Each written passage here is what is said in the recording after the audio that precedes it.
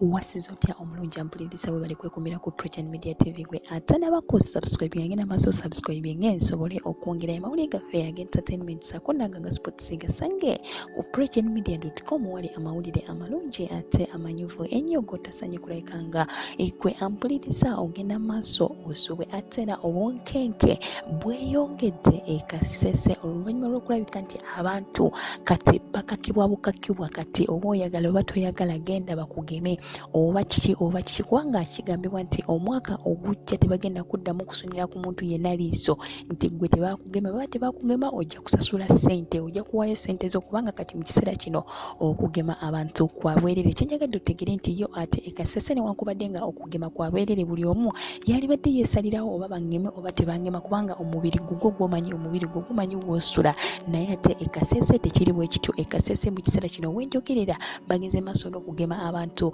kumpaka Dr. Yusufu Baseke ono ow'ekasese akulira ensonga z'ebyobulamu ageze maaso n'ategeeza nti nno bateekawo okulabika nga abantu bagemebwa mu bwangu ddala basobole okulabika nti bakendeeza engeri abantu gye balwalamu COVID-19 kubanga omwaka ogujja ekonome yakugulawo abantu basobole okulabika nga batambula bw'atyo yagenze maaso n'ategeeza nti nno abantu oba ebyalo 44 ssaako n'obutale obw'enjawulo bwe bagenze okulabika nga natera basaayo abasawo abayitirivu okuyitawo olina okulabika nga basooka kukugema ye Joe Walisimbi ono RDC atera nga kiye kyapasoni wa COVID-19 task force naye eyategezeza n'agamba nti no banange kyetukola kyakulabika nga abantu nate babeera bulungi obulamu bwabwe busobola okulabika nga nateera bafuna engeri y'okulabika nga beewalamu okukwatibwa COVID-19 singa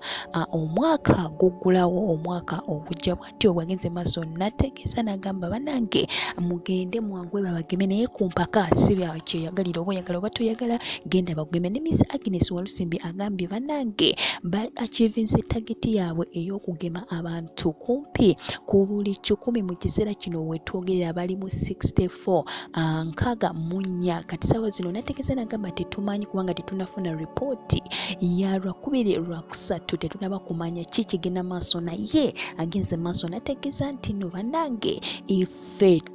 tuli ku mulamwa kyetukola kituufu nnyo ebyalo ebimu ebigenze maaso n'okulabika nga natera basaawo okulabika nga entries nga 4 zibagenze mu maaso n'okulabika nga entries eziyingira mu bifo eby'enjawulo ekasese oba for entries eziyingira mu Kisanga market bageze maaso ne basaayo abantu basobole okulabika nga natera wonna bagemebwa basobole okufuna ako oba Pfizer oba Johnson oba AstraZeneca kyonna ekigema abantu eddagala erigema abantu ku lutaawo awo mu Nyawamba awo wonna ku Combolt Company Limited ekasese wonna bagenze okulabika nga wonna bafufugazaawo basobole okulabika nti bakwata abantu kumpaka oba oyagala oba toyagala balina okugema oba oyagala oba toyagala olina okugemebwa kyekyo ekiri ekasese n'obunkenke ne bweyongera mu bantu saako n'okutya naye bwe kye bagamba nti baagala abantu babeere balamu baleme kufa nga omwaka ogujja baguddewo Uganda oba ekonome nga bagiguddewo yonna nja kuba nate nkwongera amawulire amalala mangi nyo tusanye kugasubwa weekumire ku Prechen Media TV kanzije.